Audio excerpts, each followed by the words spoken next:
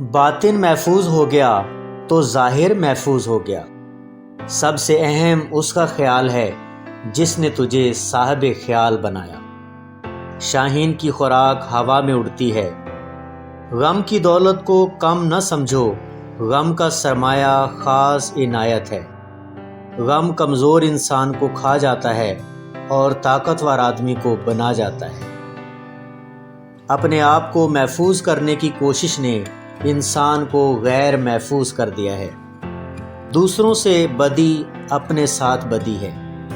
خالق کا گلہ مخلوق کے سامنے نہ کرو۔ آپ کا باطن ہی آپ کا بہترین دوست ہے اور وہی بدترین دشمن۔ ایمان ہمیں غم اور خوشی دونوں میں خدا کے قریب رکھتا ہے۔ علم میں دوسروں کو شامل کرنے کا نام علم ہے، ورنہ علم سے دوسروں کو مرعوب کرنا اور احساس کمتری میں مبتلا کرنا تو جہالت ہے۔ اگر زندگی بچانے کی قیمت پوری زندگی بھی مانگی جائے تو انکار نہ کرنا۔ منافق شخص نہ گناہ چھوڑتا ہے نہ عبادت۔ آندیاں سب چراغ نہیں بجھا سکتی۔ بندے خدا کی طرف یا خوف کی وجہ سے رجوع کرتے ہیں یا شوق کی وجہ سے۔ خوف کی عبادت اور ہوتی ہے اور شوق کے سجدے اور ہوتے ہیں۔ جو شخص سب کی بھلائی مانگتا ہے خدا اس کا بھلا کرتا ہے۔ خدا کسی انسان پر اس کی برداشت سے زیادہ بوجھ نہیں ڈالتا۔ زندگی پر تنقید خالق پر تنقید ہے اور یہ تنقید ایمان سے محروم کر دیتی ہے۔ امید اس خوشی کا نام ہے جس کے انتظار میں غم کے ایام کٹ جاتے ہیں۔ ہر عمل کا ایک دور ہے جس میں وہ مؤثر ہوتا ہے۔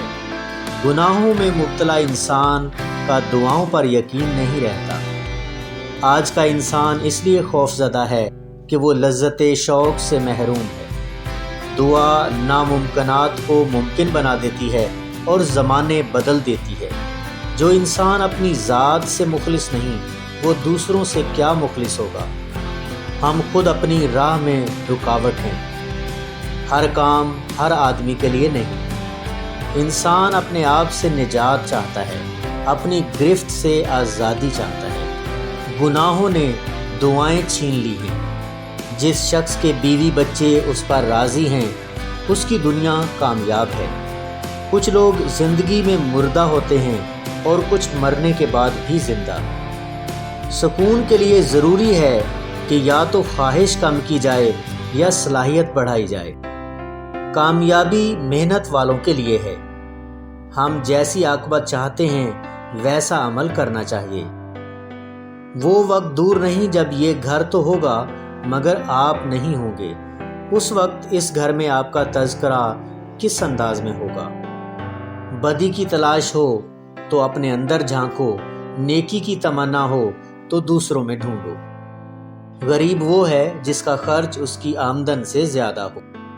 جس سفر کا انجام کامیابی ہے اس سارے سفر کو ہی کامیابی کہنا چاہیے۔